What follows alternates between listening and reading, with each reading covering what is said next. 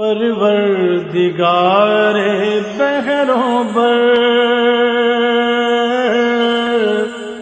پروردگار بحروں بر۔ اعوذ باللہ من الشیطان الرجیم، بسم اللہ الرحمن الرحیم۔ ان اللہ وملائکتہ یصلون علی النبی یا ایہا الذین آمنوا صلوا علیہ وسلموا تسلیما۔ اللہم صلی علی سیدنا ونبینا وشفیعنا ومولانا محمد وعلی آل محمد وبارک وسلم۔ محترم خواتین و حضرات، السلام علیکم۔ پیام صبح کے ساتھ ایک بار پھر حاضر میں ہوں، آپ کا میزبان انیق احمد۔ قرآن کریم کی مختلف آیات پر روزانہ گفتگو ہوتی ہے، ماں سوائے جمعہ اور ہفتہ۔ جمعہ اور ہفتے کے دونوں دن ہم نے سوال و جواب کے لیے مختص کیے ہوئے ہیں۔ آپ کے سوالات اور عہد کے ایک جید مفتی صاحب کے جوابات قرآن و سنت کی روشنی میں۔ لیکن پیر، منگل، بدھ اور جمعرات کو قرآن کریم سے قربت کی کوشش کرتے ہیں ہم۔ اپنے عہد کے ایک جید عالم دین، ایک مفتی صاحب کو زحمت دیتے ہیں، وہ تشریف لاتے ہیں، قرآن کریم کی آیات کو کھول دیتے ہیں، معنی مفاہیم واضح کر دیتے ہیں کہ اللہ تعالیٰ اس طرح ہمیں دیکھنا چاہ رہا ہے، اور اللہ تعالیٰ کا زمین والوں سے یہ آخری کلام ہے۔ اللہ تعالیٰ قرآن کریم کے ذریعے انسان کی شخصیت سازی کرتا ہے۔ بہت ساری آیات گفتگو میں آ چکی ہیں، کس طرح یعنی سماجی قوانین، معاشرتی قوانین، آئلی قوانین، معاشی قوانین وغیرہ وغیرہ وغیرہ، علی ھذا القیاس قرآن کریم کے سمندر سے ہمیں یہ موتی حاصل ہوتے رہتے ہیں۔ آج کی جو آیت ہے وہ سورہ کہف کی آیت نمبر 46۔ یہ مال اور اولاد، المال والبنون زینت الحیات الدنیا، اللہ تعالیٰ فرما رہا ہے کہ یہ مال اور اولاد یہ کیا ہے؟ یہ دنیاوی زندگی کی یہ زینت ہیں، دنیا کی آرائش ہیں، اللہ اکبر۔ لیکن جو باقی رہنے والی چیزیں ہیں وہ یعنی باقیات الصالحات، تو وہ کیا ہیں؟ اس سے بات کروائیں گے۔ باقیات الصالحات کے معنی کیا ہیں؟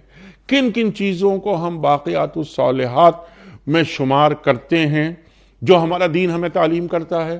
اور اللہ تعالیٰ فرما رہا ہے کہ انہی سے امیدیں رکھی جا سکتی ہیں کہ اللہ تعالیٰ اس کا اجر ہمیں دے گا اور ہمیں انشاءاللہ تعالیٰ جنت الفردوس میں جگہ عطا فرمائے گا۔ کون سے کلمات ہیں؟ سبحان اللہ والحمدللہ ولا الہ الا اللہ واللہ اکبر۔ کیا ان کلمات کا جو ورد ہے یہ باقیات الصالحات میں شامل ہے؟ جو 5 نمازیں ہیں وہ باقیات الصالحات میں شامل ہیں؟ لا حول ولا قوت الا باللہ، کیا اس کا پڑھنا، اس کا ورد باقیات الصالحات میں شامل ہے؟ نیک نیتیں، اچھے ارادے، کیا یہ بھی باقیات الصالحات میں شامل ہیں؟ جوڑیں گے آج سے۔ ہم قرآن کریم کے ہر آیت کو لمحہ موجود سے جوڑتے ہیں کہ قرآن کریم کی یہ آیات ہم سے کیا مخاطبت کر رہی ہیں، ٹو ڈوز، کرنے کے کام۔ اور قرآن کریم کے آئینے میں ہمارا چہرہ بالکل صاف ہے یا بھدا؟ یہ بھی ایک سوال ہم رکھتے ہیں ہر پروگرام کے آخر میں۔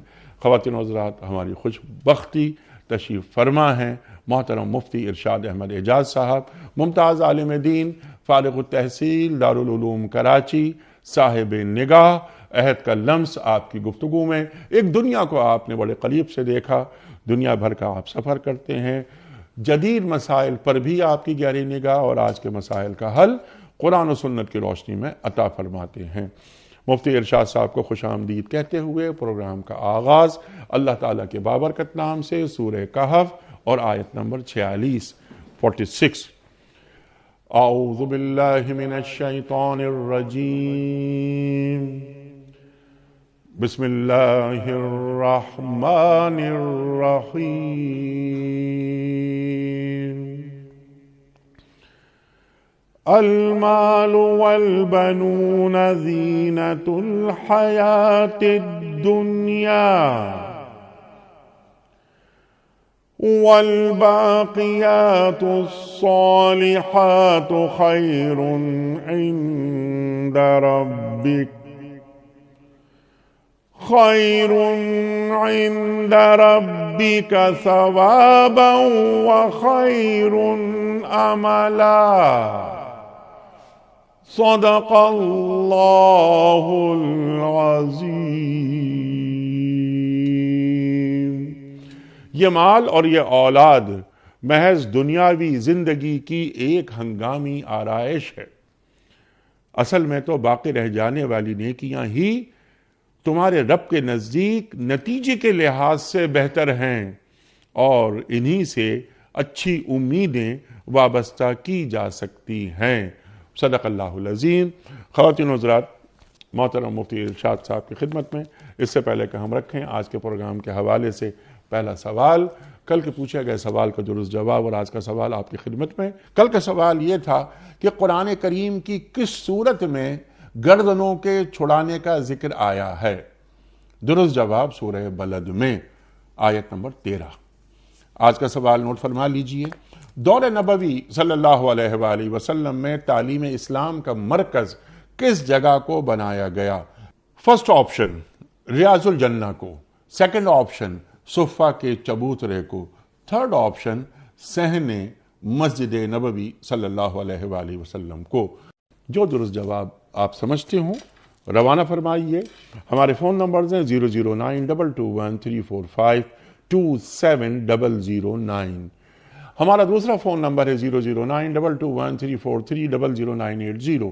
ہمارا ای میل ایڈریس ps@duniatv.tv، ہمارا SMS کا نمبر 3031، اور ہمارا واٹس ایپ کا نمبر ہے 00923218250194۔ حضرت آغاز فرمائیے۔ المال والبنون زینت الحیات الدنیا، ارشاد۔ بسم اللہ الرحمن الرحیم، نحمد و نصلی علی رسولہ الکریم، اما بعد۔ انیق صاحب، اللہ سبحانہ و تعالیٰ قرآن کریم میں مختلف مواقع پہ مختلف عنوانات سے آخرت کی طرف ضرور متوجہ فرماتے ہیں انسان کو۔ سبحان اللہ، سبحان اللہ۔ جگہ جگہ کہا گیا، قرآن کریم کا آغاز سورۃ البقرہ کی ابتدائی آیت میں بھی وبالآخرۃ ہم یوقنون۔ ہمارے دین کا تو قرآن اور حدیث اٹھائیں سارا سبق ہی یہی ہے کہ یہ دنیا جو ہے دارالعمل ہے۔ اللہ تعالیٰ نے انسان کو اس لیے تخلیق کیا کہ وہ دیکھنا چاہتا ہے کہ ہم میں اچھا کون ہے، کون اچھا کام کرتا ہے۔ اس آیت میں بھی اللہ سبحانہ و تعالیٰ انسانوں کو اس طرف متوجہ فرما رہے ہیں کہ اس دنیا میں جب انسان کو بھیجا جاتا ہے تو انسان کے لیے جو بہت ساری پرکشش چیزیں ہیں، ان میں مال اور اولاد بہت پرکشش ہوتی ہے۔ مال سے مراد یہاں پہ ہر طرح کا مال ہے، اس کے اندر جائیداد شامل ہے، اس کے اندر گھر شامل ہیں، اس میں باغات شامل ہیں، اس میں سواریاں شامل ہیں، اس میں آپ کے پاس رہن سہن کے لیے فراخی ہونا شامل ہے۔ تو اللہ سبحانہ و تعالیٰ فرماتے ہیں کہ مال والبنون، اولاد، یہ دونوں دنیا کی زندگی کے لحاظ سے تو بہت کارآمد چیزیں۔ انسان کے پاس اپنی اولاد ہوتی ہے، اپنا کنبہ ہوتا ہے تو انسان طاقتور محسوس کرتا ہے، اپنی برادری ہوتی ہے، برادری زیادہ ہوتی ہے تو بالادست محسوس کرتا ہے۔ تو مراد یہاں پر ایک یہ ہے، حالانکہ مال اور اولاد یہ دونوں انسان کے آخرت کے لیے بھی کام آ سکتے ہیں، اصل مراد یہاں پہ یہ ہے کہ صرف مال کا زیادہ ہو جانا یا صرف اولاد کا یا برادری کا یا متعلقین کا طاقتور ہو جانا یا کثرت میں ہو جانا یا ان کا باصلاحیت ہو جانا، یہ کوئی ایسی چیز نہیں ہے کہ جس کی طرف تم بہت زیادہ متوجہ ہو، بہت زیادہ بھاگو، اس لیے کہ یہ چیزیں حقیقت میں دنیا کی زیب و زینت کی چیزیں۔ ہم دنیا کے اندر جتنا بھی تعیش چاہتے ہیں، دنیا میں ایک دوسرے کے اوپر سبقت لے جانا چاہتے ہیں، ایک دوسرے کے اوپر بازی لے جانا چاہتے ہیں، ایک دوسرے کے اوپر فوقیت دکھانا چاہتے ہیں، تو وہاں مال کو ہم استعمال کرتے ہیں۔ اچھی گاڑی ہوتی ہے، اچھا گھر ہوتا ہے، اچھا لباس ہوتا ہے، اچھا رہن سہن ہوتا ہے، فراخی ہوتی ہے کھانے میں، انسان جانا آنا کر سکتا ہے۔ تو ان چیزوں کے ذریعے انسان اپنی نفس کی تسکین بھی کرتا ہے اور دوسروں کے اوپر بالادستی بھی ظاہر کرتا ہے۔ میرے پاس جو سواری ہے وہ تمہارے پاس نہیں، میرے پاس جو لباس ہے وہ تمہارے پاس نہیں، یا میرے پاس جو چیزیں ہیں وہ کم لوگوں کی۔ چنانچہ ہم آج کی دنیا میں جو برانڈ کے طرف لوگوں کی توجہ دیکھتے ہیں، اس کے پیچھے انسان کی یہی فطرت اور یہی خصلت اور یہی جبلت ہے کہ اس کو اچھا لگتا ہے کہ میں ایسی چیزیں پہنوں جو کہ بہت اعلیٰ ہوں، بہت عمدہ ہوں۔ تو اللہ تعالیٰ اس طرف متوجہ فرما رہے ہیں کہ یہ دنیا کی زندگانی کی چیزیں زینت ہیں، اللہ نے ان کو حرام نہیں کیا ہے، لیکن یہاں آپ کو حکم دیا جا رہا ہے کہ اس کا درجہ متعین کرو۔ الباقیات الصالحات، ٹھیک ہے. باقی رہ جانے والی چیزیں جو تمہارے لیے کام آئے، چونکہ اس دنیا میں تو تمہیں جانا ہے. ہر شخص کا ایمان ہے، باعمل مسلمان ہو یا بے عمل مسلمان ہو، وہ اس بات کا عقیدہ رکھتا ہے کہ ایک دن ہمیں اللہ کے آگے پیش ہونا ہے، قیامت کے دن کھڑا ہونا ہے. تو جب ہمیں ایک ایسی جگہ جانا ہے تو کوئی ایسی چیز جو وہاں پر بھی ہمیں مل سکے، وہاں پر بھی باقی رہے، وہ ہے اصل میں کرنے کی چیزیں. یہ باقیات کا ترجمہ قرآن ایک حدیث میں ہمیں اشارہ ملتا ہے، بڑی مشہور حدیث ہے کہ نبی کریم صلی اللہ علیہ وسلم تشریف لائے گھر میں، بکری ذبح ہوئی تھی، تو آپ نے فرمایا کہ گھر میں کیا ہے؟ تو ام المؤمنین رضی اللہ تعالیٰ عنہ نے عرض کیا کہ یا رسول اللہ صرف ایک اس کا جو دستی ہے وہ رہ گئی ہے، باقی سب چلا گیا. تو آپ نے اس بات کو فوراً اس طرف تعبیر بدلی، ذہن کو ادھر متوجہ کیا، اور وہ جو دنیا کے اعتبار سے بات صحیح کہی تھی ام المؤمنین رضی اللہ عنہ نے، آپ نے فرمایا جو کچھ بھی چلا گیا ہے، آپ نے فرمایا وہ باقی رہ گیا. مراد یہ تھی کہ اگر ہم کھا لیتے اس دنیا میں تو انسان کوئی چیز نعمت اللہ کی کھاتا ہے، حلال ہے، کوئی گناہ نہیں ہے کھانا، کھا کے شکر کرتا ہے. لیکن اگر اس نے وہ نعمت اپنے کھانے کے بجائے اللہ کی راہ میں دے دی تو وہ اب اس کے نامہ اعمال میں درج ہو گئی اور وہ باقی رہ گئی، جو کہ اس دنیا کے بجائے اس دنیا میں کام آئے گی. تو ادھر متوجہ کیا جا رہا ہے الباقیات الصالحات. باقیات دو طرح کے ہو سکتے ہیں، صالحات بھی ہو سکتے ہیں، غیر صالحات بھی. آپ نے کوئی ایسا گناہ کر دیا جس کے نتیجے میں آپ کو وہاں جا کے بھگتنا ہے، تو الباقیات الصالحات، جیسے آپ نے پروگرام کے تعارف میں بھی اس طرف اشارہ فرمایا کہ مفسرین نے اس کے اوپر کئی تفصیل سے گفتگو کی ہے کہ یا اس لفظ الباقیات سے کیا مراد ہے. کئی معنی مفسرین نے مراد لیے ہیں، اس سے تسبیحات بھی مراد لی ہیں، سبحان اللہ والحمدللہ، نیک اعمال بھی مراد لیے ہیں، نماز بھی مراد لی ہے، نیک نیت بھی مراد لی ہے. لیکن اگر ہم اس پہ غور کرتے ہیں تو ہمیں سمجھ میں آتا ہے کہ یہاں پر تین طرح کی چیزیں اس میں شامل ہیں. ایک تو وہ چیزیں جن کو ہم اذکار کہتے ہیں، ٹھیک، سبحان اللہ والحمدللہ ولا الہ الا اللہ واللہ اکبر، یہ اذکار ہیں، اچھی نیت شامل ہے. تو ایک تو وہ چیزیں شامل ہیں اس باقیات الصالحات میں جن کا تعلق اللہ کے ذکر سے ہے، چاہے اس کی یہ کلمات ہوں اور بھی ہیں. دوسری وہ چیزیں شامل ہیں جو انسان نامہ اعمال میں اپنے آئے دن کرتا ہے، نماز پڑھ رہا ہے، زکوٰۃ دے رہا ہے، حج کر رہا ہے، مدد کر رہا ہے. اور تیسری اس میں وہ چیزیں شامل ہیں جس کا ہمارے ہاں بھی ایک صدقہ جاریہ کا تصور ہے، ایسا کام کرنا، ایسی نیکی کرنا جس کا نفع انسان کو بعد میں بھی ملتا رہے. تو اللہ تعالیٰ اس طرف ترغیب دے رہے ہیں کہ دنیا کی زندگانی کے اندر تو اولاد اور مال انسان کے لیے زینت کا سبب ہے جی، اور حقیقت یہ کہ الباقیات الصالحات میں بھی انسان اگر اپنے لیے کچھ حصہ ڈالے گا تو وہ مال سے ڈال سکتا ہے. اس طرف حدیث شریف میں اشارہ بھی آیا ہے، اللہ کے نبی صلی اللہ علیہ وسلم نے فرمایا کہ نیک پاکیزہ مال نیک شخص کے لیے کیا خوب چیز ہے. ٹھیک، اور اس کی تشریح محدثین یہ لکھتے ہیں، اس سے مراد یہ ہے کہ جب آدمی کے پاس پاکیزہ مال ہوتا ہے اور اللہ کی راہ میں خرچ کرتا ہے، چونکہ آدمی نیک ہے تو اللہ کی راہ میں خرچ کرے گا، مال پاکیزہ ہے تو جب پاکیزہ مال ہو، اللہ کی راہ میں خرچ ہو تو انسان کے لیے وہ جمع ہوتا ہے، وہ جمع ہوگا اور وہ آخرت میں کام آئے گا. تو باقی رہ جانے والی چیز، ہم اردو میں جو باقی کا تصور سمجھتے ہیں نا، کہ باقی کا مطلب ہم یہ لیتے ہیں کہ کوئی چیز ہم کھا رہے تھے جو بچ گئی، بچی رہ جانے والی چیز. یہاں باقی سے مراد دائمی طور پر بقا حاصل کرنے والی چیز ہے. سبحان اللہ، سبحان. تو وہ دائمی طور پر بقا حاصل کرنے والے جو نیک اعمال ہیں، اللہ تعالیٰ فرماتے ہیں اس طرف متوجہ ہو. ایک اور صورت میں فرمایا تھا وفی ذالک فلیتنافس، سورہ مطففین 30ویں پارے میں اللہ سبحانہ و تعالیٰ نے جو جنتیوں کا ذکر فرمایا ہے تو اشارہ فرمایا وفی ذالک فلیتنافس المتنافسون، یہ ایک دوسرے پر سبقت لے جانے والے، ایک دوسرے پر بازی لے جانے کی کوشش کرنے والوں کو چاہیے کہ اس معاملے میں بازی لے جائیں. فاستبقوا الخیرات، فاستبقوا الخیرات فرمایا گیا کہ نیکی کی طرف بڑھنے کی کوشش کرو، نیکی کی طرف بڑھو. تو ان آیات میں در حقیقت اللہ سبحانہ و تعالیٰ انسان کی جو سرشت ہے، اس کی جو جبلت ہے، جس فطرت پہ انسان کو پیدا کیا گیا ہے کہ وہ مادے والی دنیا میں پیدا کیا گیا ہے، یہاں کی چیزوں میں اس کی طرف رغبت ہوتی ہے. اللہ تعالیٰ نے قرآن کریم میں ایک اور جگہ بھی فرمایا ہے اعلموا انما الحیات الدنیا زینۃ ولہو ولعب وزینۃ وتفاخر فی الاموال والاولاد. تو اموال میں، مال میں، اولاد میں، زیب و زینت میں، اختیار میں، اپنے جسے کہتے ہیں کہ اپنی شہرت، یہ سب چیزیں انسان کو اس دنیا کے اندر مطلوب ہوتی ہیں. بعض چیزیں کسی درجے میں اس دنیا کا تقاضا بھی ہیں. تو اللہ تعالیٰ فرماتے ہیں اس دنیا کے تقاضے کے تحت اگر کوئی چیز تمہاری ضرورت ہے، اولاد بھی ہے انسان کی ضرورت، مال بھی ضرورت ہے، دنیا میں رہنے کے لیے اس کو بہت کچھ چاہیے، وہ سب چیزیں ٹھیک ہیں، لیکن اصل توجہ تمہاری، یعنی بات یہ ہے کہ اگر کسی شخص کو کھودا جائے اس کے دل کو، تو اللہ سبحانہ و تعالیٰ نے جس طرح اشارہ اس بات کی طرف ایک اور آیت میں فرمایا یوم لا ینفع مال ولا بنون الا من اتى اللہ بقلب سلیم. سبحان اللہ. اس کا ترجمہ ہمارے یہاں مفسرین نے پرانی اردو میں کیا ہے کہ وہ دن جس دن کا مال کام آئے گا نہ اولاد، سوائے اس شخص کے جو اللہ کے پاس دل لے کر آیا چنگا، بھلا چنگا دل. سبحان اللہ. یعنی پاکیزہ دل ہے. مراد یہ ہے کہ دنیا میں رہا، دنیا میں کام بھی کرتا رہا، کماتا بھی رہا، خرچ بھی کرتا رہا، دولت بھی استعمال کی. چنانچہ عشرہ مبشرہ میں ہم دیکھتے ہیں، عشرہ مبشرہ میں 4 تو وہ ہیں جو خلفاء ہیں، جی یعنی مسلمانوں کے حکمران تھے 4. صحابہ اکرام میں 4 خلفاء ہیں جنہوں نے حکومت کی، اقتدار کے اندر رہے، اس کے باوجود عشرہ مبشرہ میں.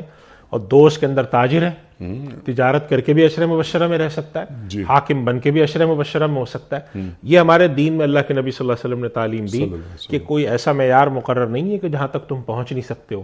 تمہارے معیارات ہیں، تم دنیا میں رہو، دنیا کے لذائذ سے، دنیا کی جو چیزیں اس سے استفادہ بھی کرو، اور دنیا میں رہتے ہوئے اللہ کی نعمتوں سے محظوظ بھی ہو.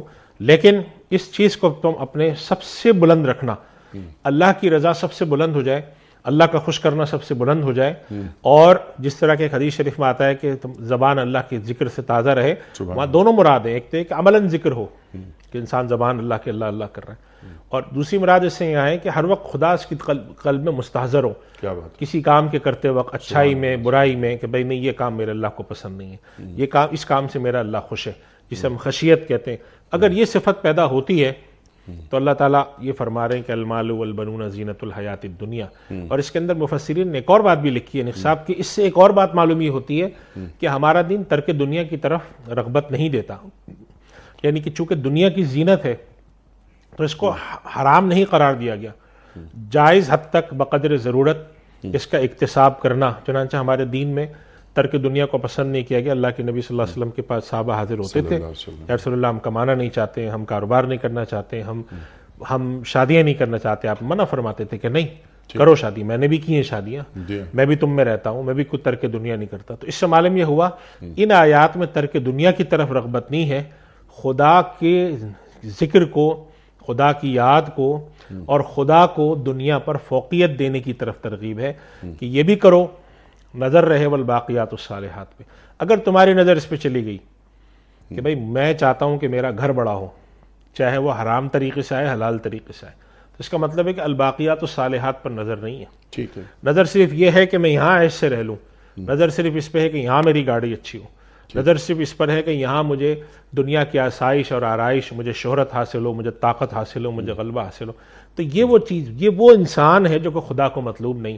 خدا کو مطلوب اللہ کے نبی صلی اللہ علیہ وسلم کی تعلیم کے ذریعے وہ انسان ہے جو دنیا کے کام بھی کرتا ہو، دین کے کام بھی کرتا ہو.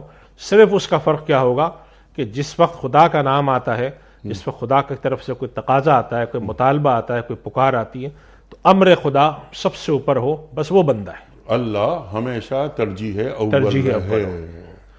بنیادی گفتگو آپ نے عطا فرما دی. قرآن کریم کی کچھ آیات کو بھی ہم چاہتے ہیں گفتگو میں لائیں اس حوالے سے بھی، لیکن یہ کہ انما اموالکم و اولادکم فتنہ، یہ بھی اللہ تعالیٰ قرآن کریم میں فرما رہا ہے. یا ایھا الذین آمنوا لا تلھکم اموالکم ولا اولادکم عن ذکر اللہ ومن یفعل ذلک فاولئک هم الخاسرون. یہ بھی اللہ تعالیٰ فرما رہا ہے. تو ذرا مال اور اولاد فتنہ کیسے بنتے ہیں، اللہ کے ذکر سے غافل کیسے کر دیتے ہیں، اور اس کا حل کیا ہے؟ ارشاد. انیق صاحب یہ جو آیت ہے، اس کو 2-3 چیزوں کو ہم جوڑیں تو اس سے ایک تصور واضح ہوتا ہے ہمارے دین میں ٹھیک کہ اموال اور اولاد اور ازواج کے بارے میں. ایک آیت میں قرآن میں اللہ سبحانہ و تعالیٰ فرماتے ہیں انما اموالکم و اولادکم فتنہ. جی ہاں. تو اس کے اندر ایک تو وضاحت بڑی اہم ضروری ہے کہ یہاں فتنہ سے مراد جو قرآن کریم کی اصطلاح آزمائش ہے. جی. اس سے مراد اردو والا فتنہ نہیں ہے جو ہم اردو میں بولتے ہیں، اس سے مراد ہے آزمائش. آزمائش کیا ہے؟ اس کی طرف حدیث شریف میں اشارہ کیا گیا ان الولد مجبنۃ مخبنۃ. ایک حدیث آتی ہے کہ اولاد جو ہوتی ہے اس کے ذریعے انسان میں بزدلی آتی ہے، اس کے ذریعے انسان میں کمزوری آتی ہے. معلوم یہ ہوتا ہے، اس طرف اشارہ اللہ سبحانہ و تعالیٰ نے شاید میں کیا کہ اے ایمان والو کہ یاد رکھو تمہارے مال اور تمہاری اولاد بسا اوقات تمہارے لیے فتنہ ہے. یعنی کیا ہے؟ مال کی محبت یا اولاد کی محبت میں انسان ایسے کام کرنے لگتا ہے جو کام اللہ نے منع کیے ہوئے، جو کام اللہ تعالیٰ کو منظور نہیں ہے.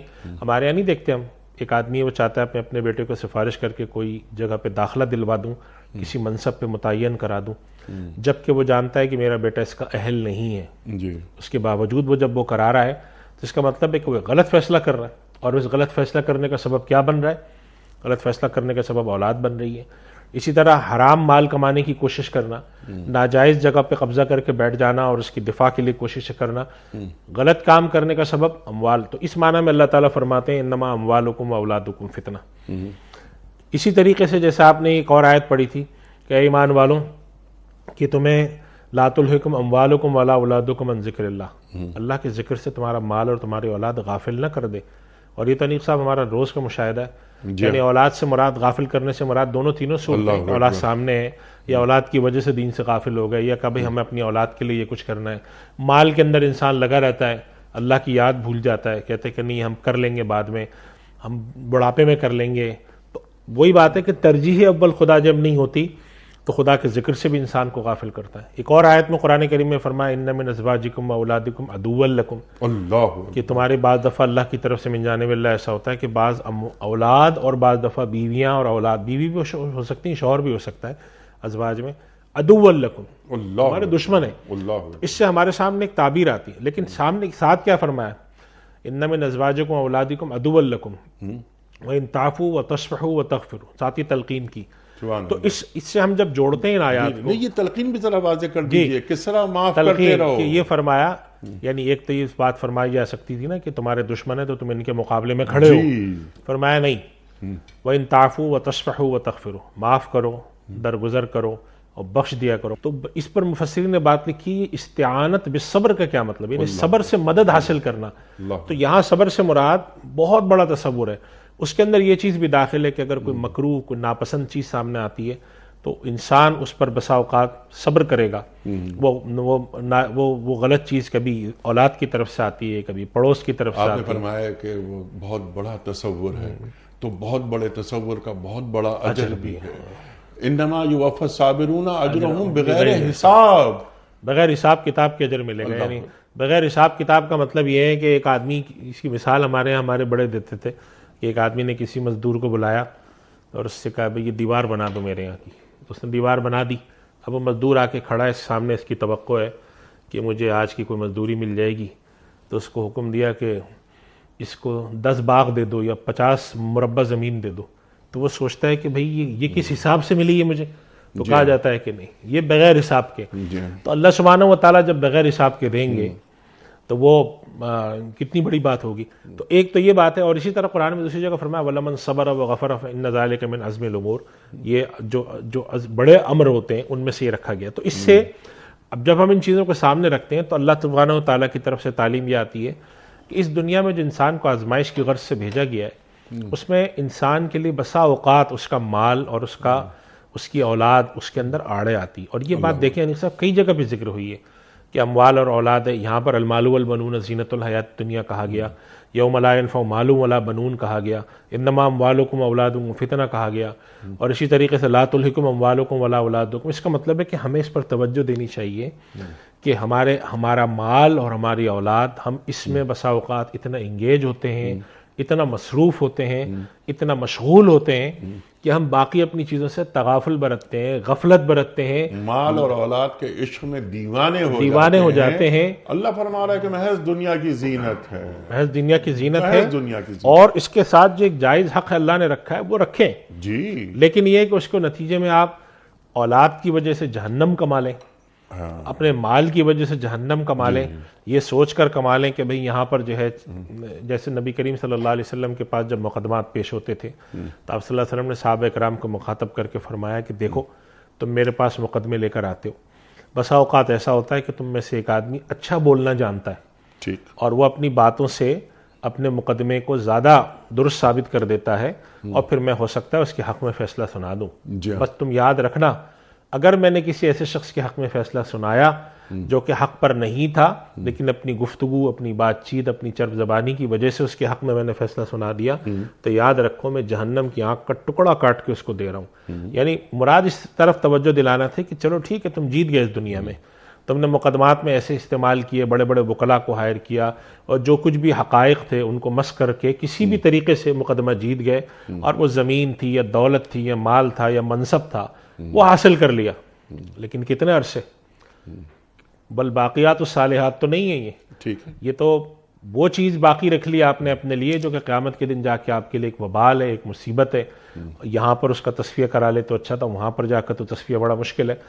اللہ سبحانہ و تعالیٰ اس طرف متوجہ کرا رہے ہیں. اور دیکھیں نیک صاحب، جو قیامت کی ہولناکی اللہ تعالیٰ ذکر فرماتے ہیں تو قرآن کریم میں اللہ سبحانہ و تعالیٰ نے قیامت کی جو چند خصوصیات بتائی ہیں اس میں سے ایک بڑی خصوصیت ہے خافضۃ الرافعہ. سورہ واقعہ میں ہے اذا وقعت الواقعہ لیس لوقعتہا کاذبہ، خافضۃ الرافعہ، جس کی تشریح میں مفسرین لکھتے ہیں اٹھانے والی اور گرانے والی. یعنی مراد یہ ہے کہ بہت لوگ جو یہاں پہ نیچے ہیں وہ قیامت کے دن بلند ہوں گے، بہت جو وہاں پر بلند ہیں وہ یہاں پہ بڑا منصب رکھتے ہیں وہاں پہ نیچے ہوں گے. اور ایک اور جگہ اس بارے میں یہ فرمایا گیا کہ اللہ سبحانہ و تعالیٰ نے دنیا کی رسوائی، آخرت کی رسوائی سے پناہ کا کئی جگہ ذکر کیا ہے. قوم عاد کے بارے میں فرمایا کہ قیامت کی، اس کا مطلب ہے کہ قیامت کی رسوائی کوئی بڑی خطرناک چیز ہے، جبھی تو اللہ ڈراتا ہے ہمیں. تو المال والبنون میں یہ تلقین کی جا رہی ہے کہ دیکھو یہاں پہ کوئی ایسا کام نہ کرنا، تمہارے پاس نامہ اعمال میں الباقیات الصالحات زیادہ ہوں، یہاں پہ مال اور اولاد کی وجہ سے یا اور کسی رغبت کی وجہ سے ایسا کام مت کر جانا کہ جب تم قیامت میں پیش ہو تو تمہارے لیے وہاں رسوائی ہو، تمہارے لیے وہاں مشکلات ہوں، تمہارے لیے وہاں مسائل ہوں، وہاں تمہارے نامہ اعمال میں یہ الباقیات الصالحات ہو. چنانچہ ایک حدیث میں متعدد چیزوں کی طرف جو احادیث سے ہمیں اشارہ ملتا ہے. مثال کے طور پہ نبی کریم صلی اللہ علیہ وسلم کی ایک حدیث استغفار کے بارے میں آپ نے فرمایا کہ خوشخبری اور بشارت اس شخص کے لیے ہو جو قیامت کے دن اپنے نامہ اعمال کے اندر استغفار کی بڑی کثرت میں پائے گا. یعنی خوب استغفار کرتا تھا.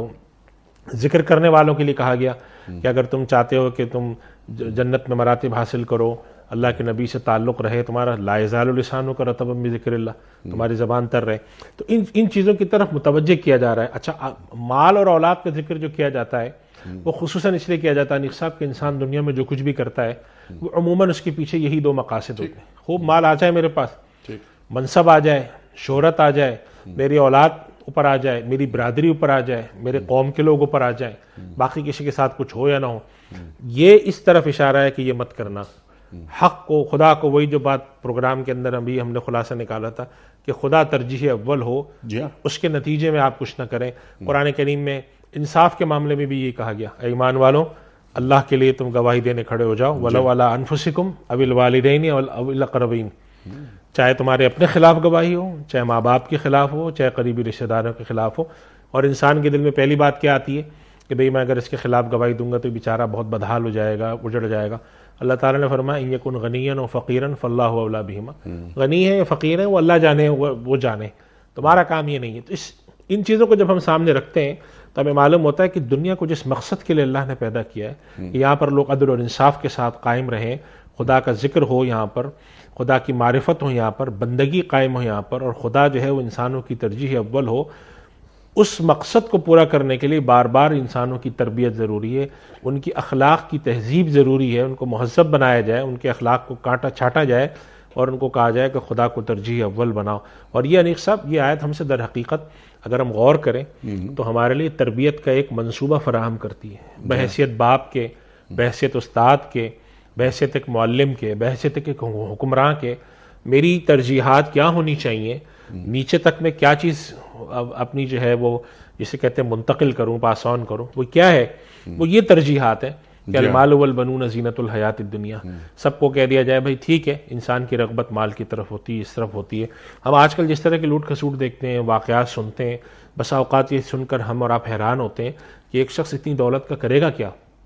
سمجھ نہیں آ رہا ہوتا کہ یہ آدمی اگر روزانہ سونے کی روٹی بھی کھائے تو اس کی زندگی کے لیے کافی ہے، لیکن اس کی ہوس ختم ہی نہیں ہوتی، ختم ہی نہیں. تو وہ حدیث میں اس طرف بھی اشارہ آیا ہے. اور جب انسان ایک دفعہ اس پہ چل پڑتا ہے، جب ایک دفعہ اس راستے پہ چل پڑے تو پھر دیکھیں اگر اس پر مہر لگ جائے تو اللہ سبحانہ و تعالیٰ نے قرآن کریم میں اس طرف اشارہ کیا ہے، وَأَمَّا مَن بَخِلَ وَاسْتَغْنَىٰ وَكَذَّبَ بِالْحُسْنَىٰ فَسَنُيَسِّرُهُ لِلْعُسْرَىٰ. اگر ایک انسان نے اپنی روش یہ بنا لی کہ وہ خدا کے کاموں کی دھجیاں بکھیرنا، اس کو پامال کرنا، پھر اللہ کی طرف سے اس کی مدد ختم ہو جاتی ہے. پھر وہ جس راستے پر چل پڑا ہے، اور یہ قرآن کریم میں ایک جگہ نہیں کئی جگہ اشارہ ہوا ہے، ایک اور جگہ بھی اشارہ ہوا ہے کہ اگر اللہ سبحانہ و تعالیٰ کسی کو ہدایت نہ دینا چاہیں تو فرمایا افرأیت من اتخذ الہہ ہواہ وَأَضَلَّهُ اللَّهُ عَلَىٰ عِلْمٍ وَخَتَمَ عَلَىٰ سَمْعِهِ وَقَلْبِهِ وَجَعَلَ عَلَىٰ بَصَرِهِ غِشَاوَةً، کہ جو شخص اپنی خواہشات کی اتباع کرتا رہا جانتا بھی تھا، اللہ نے اس کو پھر گمراہ ایسا کیا کہ پھر اس کی آنکھوں پر، کانوں پر، ہر چیز پر مہر لگ گئی ہے. فَمَن يَهْدِيهِ مِن بَعْدِ اللَّهِ، اب اس کو ہدایت دینے والا اللہ کے علاوہ کوئی نہیں. تو ہماری کوشش یہ ہونی چاہیے کہ جب ہمارا رجوع اللہ ہوگا اور اللہ سے توبہ ہوگی، اللہ کی طرف رجوع ہوگا، خدا ہماری ترجیح اول ہوگا، حلال حرام کا بندگی کا خیال رکھیں گے تو والباقیات الصالحات خیر عند ربک ثوابا وخیر عملا، کہ اس پر ثواب بھی زیادہ ملے گا اور امید بھی اس سے زیادہ لگائی جائے گی. تو جیسا کہ قرآن کریم میں ہمیں بھی کہا گیا، مسلمانوں کو بھی کہا گیا، لیس بامانیکم ولا امانی اہل الکتاب، صرف امیدیں باندھنے سے نہیں ہوگا. اللہ تعالیٰ عمل دیکھے گا، تھوڑے عمل پر زیادہ دے دے، فضل کر دے، لیکن صرف امیدیں باندھ کے بیٹھ جاؤ کہ ہم تو نبی صلی اللہ علیہ وسلم کی امتی ہیں. یا بنی اسرائیل کے بارے میں کہا گیا کہ تم امت، ایک زمانے میں ان کا جیسے ان کا خیال تھا کہ ہم تو اللہ کے مخصوص منتخب لوگ ہیں، ہماری کیا باس پرس ہونی. تو اللہ تعالیٰ فرماتے ہیں کہ نہیں. تو یہ اس طرف اشارہ بھی کیا جا رہا ہے کہ وہ خیر عملا، کہ بھئی اگر امید لگانی ہے تو ان اعمال سے لگاؤ جو اللہ تک بھیجے تم نے. اگر امید لگانی ہے تو ان نیکیوں سے لگاؤ، وہ باقی رہ جانے والے کاموں سے لگاؤ، خدا کے ذکر سے لگاؤ، نماز سے لگاؤ، خلق خدا کی خدمت سے لگاؤ، لوگوں کو جس وقت جس چیز کی حاجت ہو ان کی حاجت روائی سے لگاؤ، لوگوں کے لیے خیر الناس من ینفع الناس بن کے لگاؤ. یہ جو اللہ سبحانہ و تعالیٰ نے خیر کی باتیں تفصیل بتائیں اور اللہ کے نبی صلی اللہ علیہ وسلم نے خیر کی جو جہات واضح کی ہیں، خیر الناس من ینفع الناس، خیرکم من تعلم القرآن وعلمہ، تم میں بہتر وہ ہے جو قرآن سیکھے سکھائے، تم میں بہتر وہ ہے جو لوگوں کے لیے نفع بخش ہو، خیرکم لأہلہ، تم میں بہتر وہ ہے جو اپنے گھر والوں سے اچھا ہو. یہ ساری جو چیزیں ہیں یہ ہماری زندگی کے اندر لائحہ عمل میں داخل ہوں. جب یہ لائحہ عمل میں داخل ہوں اور ہم خدا کی طرف چلیں تو پھر یہ ساری چیزیں ہمارے لیے الباقیات الصالحات ہیں. اور یہ بات ہمیں یاد رکھنی چاہیے نیک صاحب، جب حضرت موسیٰ علیہ السلام نے عصا ڈالا تھا جادوگروں کے سامنے، فرعون کے سامنے، تو وہ انہوں نے فوراً اللہ کا نام لے کر کہا کہ ہم اللہ پر آمنت برب ہارون و موسیٰ. تو وہ ایمان لے آئے، انہوں نے کہا کہ ہم اللہ موسیٰ علیہ السلام پر ایمان لائے. تو فرعون اس کے رب پر، تو فرعون نے فوراً کیا کہا کہ تم میری اجازت سے پہلے کیسے ایمان لے آئے ہو، میں تمہارے سولی پہ لگاؤں گا. تو انہوں نے ایک جملہ کہا تھا، قرآن کریم نے اس کو نقل کیا ہے کہ انما تقضی هذه الحیات الدنیا فاقض ما انت قاض، انما تقضی هذه الحیات الدنیا. فرعون ہم تو ایمان لے آئے، اب تو جو کرنا چاہتا ہے کر لے، تو جو کچھ بھی کرے گا وہ اس دنیا تک ہے. تو کہنے کا مقصد یہ تھا کہ ان کا یہ کہ اگر ہم نے کوئی تکلیف بھی اٹھا لی، ہمارے ساتھ کوئی زیادتی بھی کر لو گے تم تو کتنی کر لو گے. انما تقضی هذه الحیات الدنیا انا آمنا بربنا لیغفر لنا خطایا. تو یہ اگر ہمارے پاس ہو کہ جو کچھ ہے وہ تو یہیں رہ جانا ہے، اور ہم اپنے اسکول میں بچپن سے یہ چیزیں سیکھتے آئے، سب یہیں پڑا رہ جانا ہے، چلا جانا ہے، اس طرف اشارہ ہے. آخرت کی طرف توجہ دو، آخرت سب سے اہم ہے. اللہ سبحانہ و تعالیٰ نے تو کفار کے بارے میں تو قرآن میں جگہ فرمایا ہے کہ جب ان میں جب سب سے سمجھدار آدمی ہوگا تو وہ کہے گا کہ کچھ دن کے لیے دنیا میں رہ کر آئے ہو. تو اسی طریقے سے کافر کہے گا کہ میں تو دنیا میں کوئی وقتی گزار کے نہیں آیا. تو کوئی تو ایسی ہولناکی والا دن ہے اور پھر خدا کے حضور پیش آنے والا. اور ایک اور نقطہ جو ہمارے یہاں مفسرین اور خصوصاً ہمارے یہاں جو مشائخ اور صوفیاء کرام تلقین کرتے تھے کہ خدا کے ساتھ جو تعلق جوڑا جاتا ہے، خدا کے ساتھ تقوی اور خشیت کا تعلق بھی جوڑا جاتا ہے اور خدا کے ساتھ محبت کا تعلق بھی جوڑا جاتا ہے. قرآن کریم میں اللہ سبحانہ و تعالیٰ نے مومنین کی صفتیں بیان فرمائی، والذین آمنوا اشد حبا للہ. نبی کریم صلی اللہ علیہ وسلم نے تلقین فرمائی، صحابہ کرام رضوان اللہ علیہم اجمعین نے عرض کیا کہ اللہ کے رسول آپ اتنی تکلیف اٹھاتے ہیں، اب ضعیف ہو گئے ہیں، آپ کے پاؤں میں ورم آ جاتا ہے آپ کھڑا ہو کے، اللہ نے تو آپ کے اگلے پچھلے گناہ بخش دیے. تو آپ صلی اللہ علیہ وسلم نے فوراً صحابہ کرام کی توجہ اس طرف مبذول فرمائی، افلا اکون للہ عبدا شکورا، اگر میرے رب نے مجھے بخش دیا ہے، میرے رب نے میرے اگلے پچھلے گناہ بخش دیے ہیں، مجھے مقام محمود پر بٹھا دیا، تو میرا کیا کام ہے؟ بندگی. تو بندگی کی طرف آگے بڑھنا اور اللہ کی طرف شکر گزاری، نیکی کے کاموں میں بڑھنا اور کوتاہیوں کی صورت میں استغفار. بڑے بڑے کام، اگر انسان بڑے بڑے کام جو ہے بڑے بڑے گناہ چھوڑ دے گا تو اللہ سبحانہ و تعالیٰ چھوٹے گناہ، جیسے قرآن کریم میں فرمایا ان الحسنات یذہبن السیئات، نیکیاں برائیوں کو لے جاتی ہیں. تو یہ چیز ہے جو قرآن کریم نے ایک جو نظام حیات دیا ہے اس کے اندر یہ ایک حصہ ہے. تو میں ایک اور بات میں عرض کروں نیک صاحب، اس بات پر آخری نقطہ، کہ ہماری جو اولاد کو تربیت ہوتی ہے اس کے اندر آج کے دور میں خصوصاً جو کہ مال کا اور یہ فتنے بڑے کھلے ہوئے ہیں، تلقین کرنی چاہیے، بٹھا کر روزانہ تلقین کریں، اپنے عمل میں سکھائیں کہ جو کچھ بھی تم کرو گے یہی رہ جائے گا. تو کوشش یہ کرو، بھلے سادہ زندگی گزار لو، تھوڑی سی تکلیف کی زندگی گزار لو، لیکن خدا کے حکم کو پامال کر کے زندگی کے اندر عیش لائے تو تم سے بڑا خسارے کا سودا کرنے والا کوئی نہیں. ٹھیک ہے. یہ تلقین اگر ہم آج سے شروع کریں، ہر جگہ کرائیں. تو اس کا جیسے آپ نے ایک اللہ عمل کی بات فرمائی تھی ابھی کسی سوال کے جواب میں، تو یہ جو بات آپ نے فرمائی جس میں میں نے آغاز میں بھی عرض کیا اور ہر پروگرام میں ہم یہ بات کرتے ہیں عام طور پر ٹو ڈوز کرنے کا کام نا، اب یہ انما اموالکم و اولادکم فتنہ، مال اور اولاد ہمارے لیے آزمائش نہ بنے، خیر کی صورت میں ہمارے ساتھ رہے. تو اس کے لیے جو آپ نے بات فرمائی، بہترین بات فرمائی کہ آج اس کی بڑی شدید ضرورت ہے.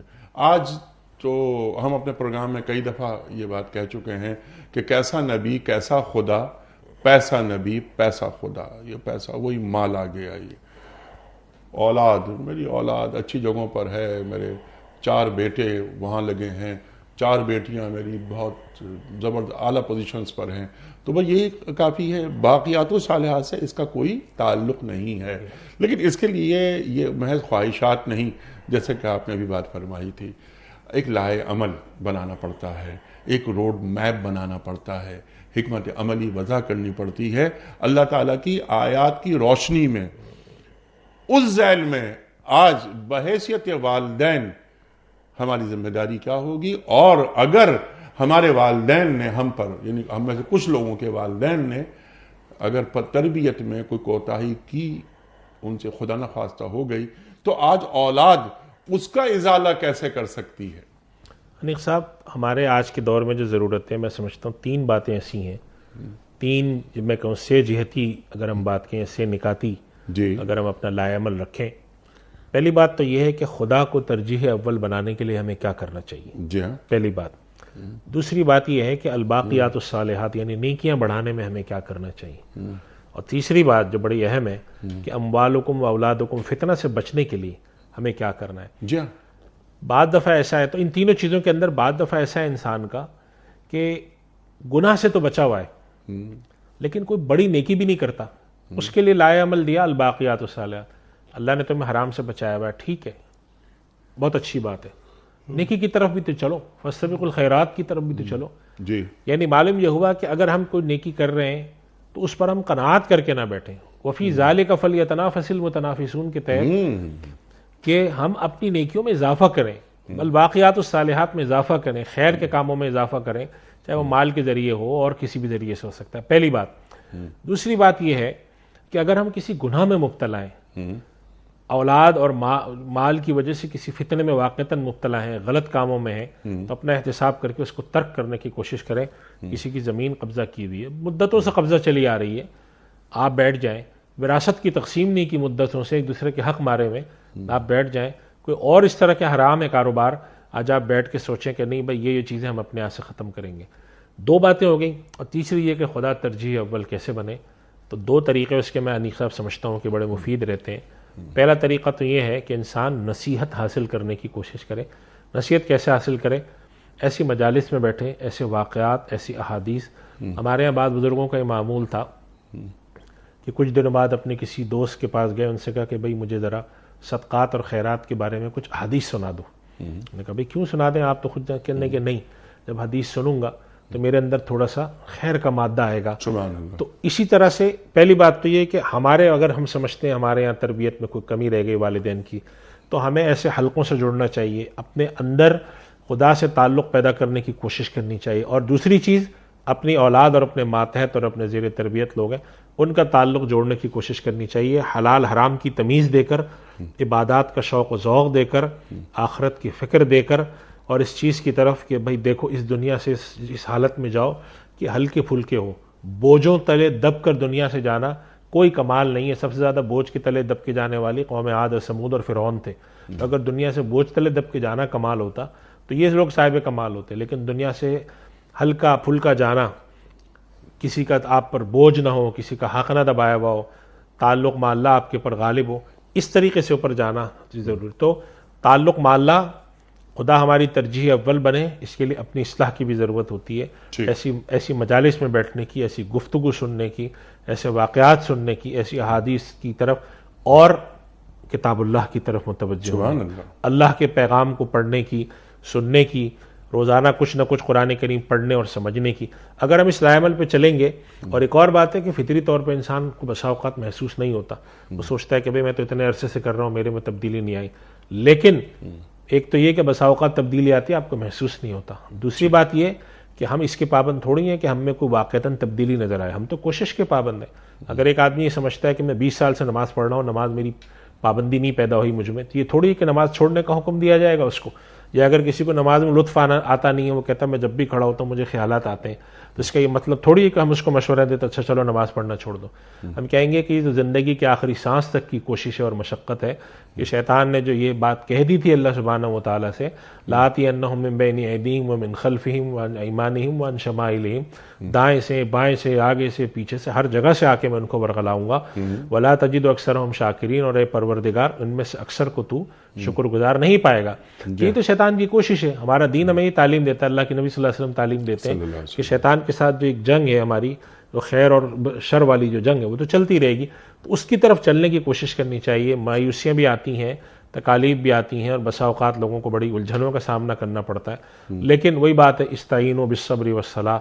اگر کہیں پر ڈاواڈول ہو رہا ہے، انسان سمجھتا ہے کہ میرے لیے چیزیں ہاتھ سے باہر نکل رہی ہیں، میرا تعلق مع اللہ کم ہو رہا ہے، تو وہاں پر پھر اس بالصبر والصلاۃ، صبر کا مفہوم ہم اپنے ایک پروگرام میں پہلے بھی آ چکا ہے کہ صبر کا مطلب ایک یہ بھی ہے کہ طاعات پر اور اللہ سے تعلق پر جمے رہنا، ڈٹے رہنا، چاہے کچھ بھی ہوتا ہے، استقامت، ضبط کو ضابطہ بنا لینا، ضبط کو ضابطہ بنا لینا، اور تکالیف آ رہی ہیں، مشکلات آ رہی ہیں، اس کو برداشت کر لینا، اور اپنا رخ ہمیشہ اللہ کی طرف رکھنا۔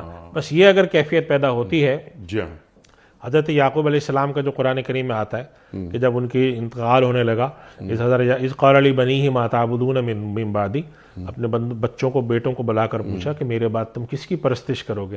تو یہاں پر صرف تعبدون سے مراد نماز پڑھنا یا نہیں تھا، بلکہ یہ تھا کہ تمہارا جو پورا نظام زندگی ہے وہ کس کے آگے جھکے گا؟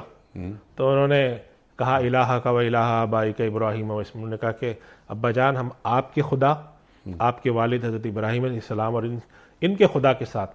تو انہوں نے کہا ٹھیک ہے، یعنی انہوں نے انتقال سے پہلے آخری بات ہی یہی پوچھی اپنی اولاد سے کہ میرے بعد تم کس کی پرستش کرو گے، کس کے آگے جھکاؤ گے، کس کو ترجیح اول بناؤ گے؟ تو ہم لوگ عام طور پہ تفسیر میں سادہ الفاظ میں تفسیر کر کے پوچھتے ہیں کہ انہوں نے پوچھا میرے بعد کس کی عبادت کرو گے، بندگی کس کی کرو گے، مراد یہ تھی پوری زندگی تمہاری کس کے آگے جھکے گی۔ تو انبیاء کرام دنیا سے جاتے ہوئے یہ وصیت کر کے جاتے تھے، یہ خیال رکھتے تھے، یہ ہمارا بھی فرض بنتا ہے۔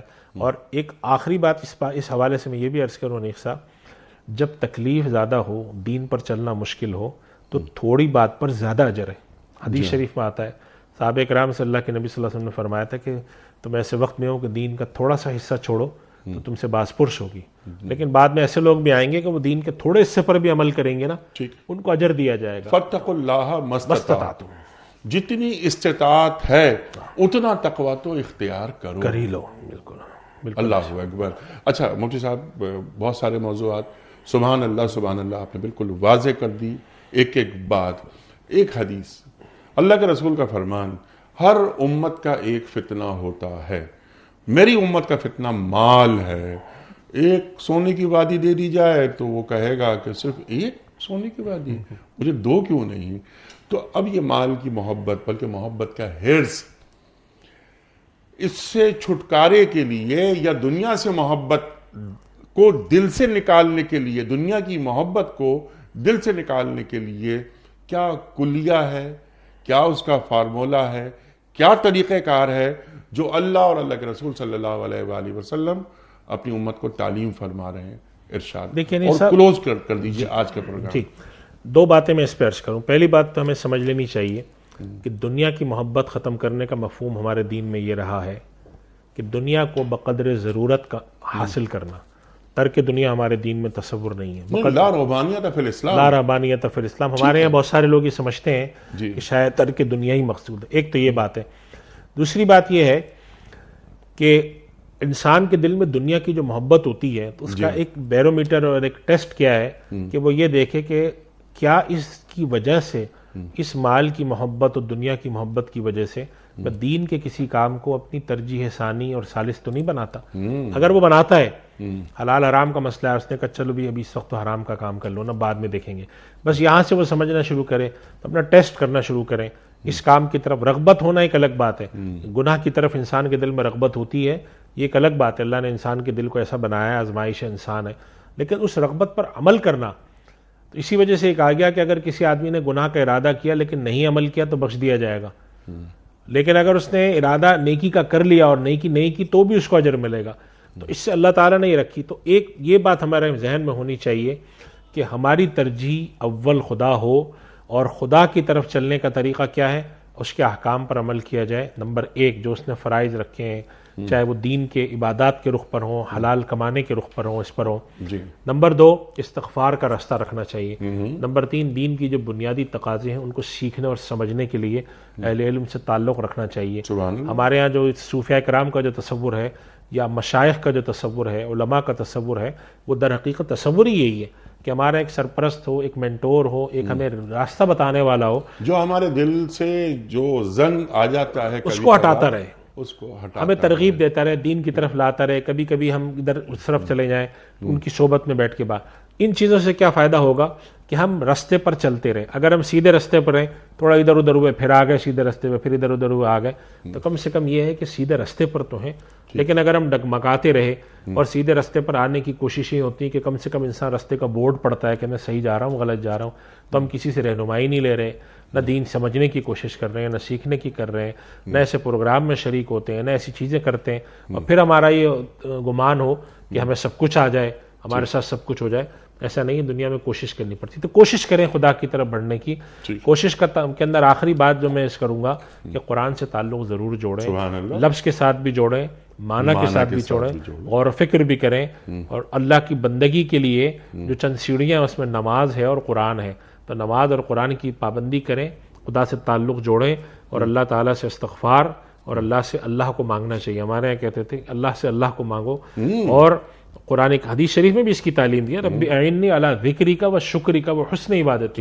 اللہ مجھے تو ذکر پر، شکر پر اور اپنی اعلیٰ عبادت کی توفیق. تو اپنی اچھی عبادت سے مراد ہے کہ جب ہم اللہ سے خوب عبادت لگ کے کریں گے، اخلاص کے ساتھ کریں گے، کمال کے ساتھ کریں گے، حسن کے ساتھ کریں گے، تو خدا بھی ہماری طرف متوجہ ہوگا اور پھر ہمارے اندر بندگی آئے گی. تو اس طریقے سے اس راستے پہ چلتے رہیں، اور یہ بات ذہن نشین کریں کہ زندگی کے آخری سانس تک کوشش کرنی ہے. کوئی زندگی کا ایسا لمحہ نہیں ہے اگر آپ یہ سمجھیں کہ آج آپ کو سرٹیفکیٹ مل گیا کہ اب آپ اولیاء اللہ میں شامل ہو گئے، آج کے بعد آپ کو کسی چیز کی ضرورت ہے. ایسا نہیں ہے، آخری سانس تک کوشش کرتے رہیں، کیونکہ ہدایت مسلسل مانگنے کا نام ہے. اہدنا الصراط المستقیم. اللہ کے رسول صلی اللہ علیہ وآلہ وسلم نے اپنی حیات مبارکہ کی جو آخری نماز ادا فرمائی، اس میں بھی سورہ فاتحہ اور اہدنا الصراط المستقیم. اللہ اکبر. تو یہ اللہ تعالیٰ ہدایت دیتا رہے. اور جو آپ نے بات فرمائی کہ قرآن کریم سے جوڑنا اور اللہ کو ترجیح اول بنا لینا، اور یہ 24 گھنٹے کی غلامی ہے، استحضار رہے. سبحان اللہ سبحان اللہ. اور جو مال کے حوالے سے ایک بات اور بس یہ کہ قناعت کبھی ختم نہ ہونے والا سرمایہ ہے. قناعت، یہ مال بڑی ٹیمپٹیشن ہوتی ہے مال حاصل کرنے کی، لیکن یہ مال اس کے لیے نہ ہی ترسنا ہے اور نہ ہی لپکنا ہے. ٹھیک ہے مفتی صاحب؟ بالکل ایسی بہت ساری باتیں مزید ہو سکتی ہیں، لیکن میں آپ کا بڑا شکر گزار ہوں کہ آپ نے ایک ایک نقطے کو بالکل واضح کر دیا. خواتین و حضرات، اپنے معزز مہمان کے ہم بڑے شکر گزار. آپ تشریف لائے اور قرآن کریم کی جو آیت سورہ کہف آیت نمبر 46 کو بالکل واضح انداز سے اور بہت معنی و مفاہیم بالکل سہل طریقے سے ہمارے سامنے آ گئے. قرآن کریم ہے ہی عمل کرنے کی کتاب. یقیناً قرآن کریم ایمان ہے ہمارا کہ منزل من اللہ ہے. تلاوت بڑا اجر ہے، بڑی اہمیت ہے، عمل اس سے آگے، نفاذ اور قرآن کریم کی ان تعلیمات کو آگے پہنچا دینا کہ یا ایھا الرسول بلغ ما انزل الیک من ربک. اس انسان کی یا پوری انسانیت کی نجات صرف قرآن اور صاحب قرآن کو مان لینے میں ہے، اس کے علاوہ نجات کا کوئی راستہ نہیں. ٹھیک ہے مفتی صاحب؟ خواتین و حضرات، مکمل ہوا ہمارا آج کے پروگرام کا کوئز. کل کا سوال یہ تھا کہ قرآن کریم کی کس صورت میں گردنوں کے چھڑانے کا ذکر آیا ہے؟ درست جواب سورہ بلد میں۔ آج کا سوال نوٹ فرما لیجئے، دور نبوی صلی اللہ علیہ وآلہ وسلم میں تعلیم اسلام کا مرکز کس جگہ کو بنایا گیا تھا؟ ریاض الجنہ کو، یا صفہ کے چبوترے کو، یا صحن مسجد نبوی صلی اللہ علیہ وآلہ وسلم کو؟ جو درست جواب آپ سمجھتے ہوں روانہ فرمائیے۔ ہمارے فون نمبرز ہیں 0092213452709، ہمارا دوسرا فون نمبر ہے 0092223300980، ہمارا ای میل ایڈریس ps@duniatv.tv، ہمارا SMS کا نمبر 3031، اور خواتین و حضرات ہمارا واٹس ایپ کا نمبر ہے 009232182509194۔ یہ وقت ہے قرآن اندازی کا، آج کے ونر کے نام کے اعلان کا۔ مفتی صاحب ایک پرچی نکال کر اعلان فرما رہے ہیں کہ آج کے ونر کون ہیں؟ آج کے ونر ہیں عروشہ ابو ذر، اور یہ ہیں لاہور سے۔ آپ نے ابو ذر سے پہلے کیا کہا؟ عروش ابو ذر، عروش لکھا ہوا ہے۔ اچھا، عروش ابو ذر، جی کہاں سے؟ لاہور سے؟ جی لاہور سے، شوکت خانم ہسپتال کے قریب ان کی رہائش ہے۔ اچھا، ماشاءاللہ ماشاءاللہ۔ عروش ابو ذر آپ کی خدمت میں دنیا ٹی وی کی جانب سے دینی کتب پر مشتمل یہ گفٹ ہیمپر آپ کے گھر بذریعہ کوریئر روانہ کیا جا رہا ہے۔ آپ کو بے پناہ مبارک ہو۔ اختتام ہوتا ہے پیام صبح کا روزانہ قول پر، اور وہ قول ہوتا ہے صاحب نہج البلاغہ امیر المومنین حضرت علی مرتضیٰ کرم اللہ وجہہ کا۔ آپ فرماتے ہیں کہ جو بھی جہنم کی آگ سے ڈرتا ہے وہ حرام چیزوں سے اجتناب کرتا ہے۔ جو بھی جہنم کی آگ سے ڈرتا ہے وہ حرام چیزوں سے اجتناب کرتا ہے۔ اپنے میزبان انیق احمد کو کل تک کے لیے اجازت دیجیے۔ خدا حافظ۔ پروردگار بہروں بر